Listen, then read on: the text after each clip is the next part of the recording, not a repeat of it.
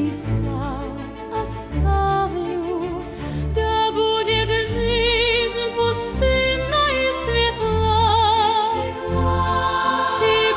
Тебя в моих стихах прославлю, как женщина прославить не могла.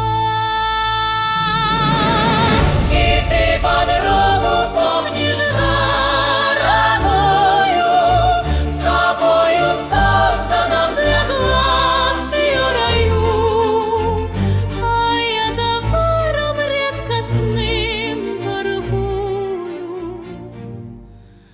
твою